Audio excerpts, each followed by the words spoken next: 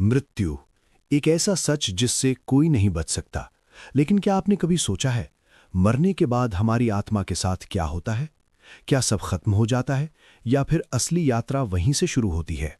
दोस्तों, जन्म और मृत्यु ये जीवन के दो ऐसे सत्य हैं जिन्हें कोई बदल नहीं सकता। लेकिन मृत्यु के बाद क्या होता है, ये आज भी एक रहस्य है।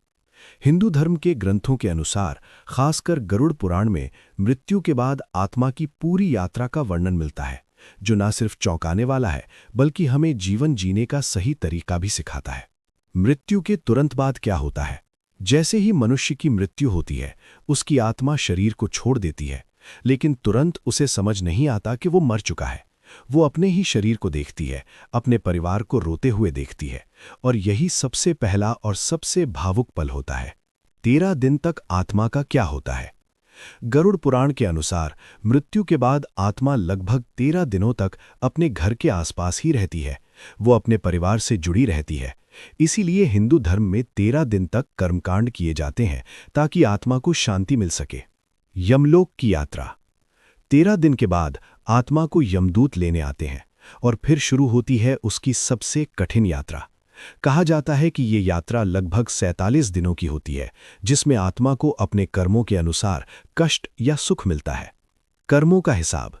जब आत्मा यमलोक पहुंचती है तो वहां उसके जीवन के हर कर्म का हिसाब होता है। अच्छे कर्म करने वालों को स्वर्ग मिलता है, बुरे कर्म करने वालों को नरक।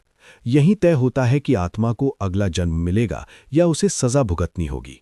स्वर्ग, नरक या पुनर्जन्म। अगर किसी व्यक्ति ने अच्छे कर्म किए हैं तो उसकी आत्मा स्वर्ग जाती है, जहां उसे सुख और शांति मिलती है। अगर बुरे कर्म ज्यादा हैं तो आत्मा को नरक में कष्ट झेलना पड़ता है और अंत में आत्मा को फिर से नया जन्म मिलता है। यही है जीवन और मृत्यु का चक्र।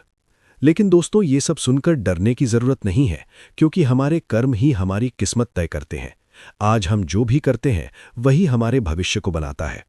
इसलिए जीवन में हमेशा अच्छे कर्म करें, किसी का बुरा ना सोचें और भगवान पर विश्वास रखें, क्योंकि मृत्यु अंत नहीं है बल्कि एक नई शुरुआत है। अगर आप अच्छे कर्मों में विश्वास रखते हैं तो कमेंट में हर हर महादेव जरूर लिखें, और वीडियो अच्छी लगी हो तो चैनल को सब्सक्राइब करें।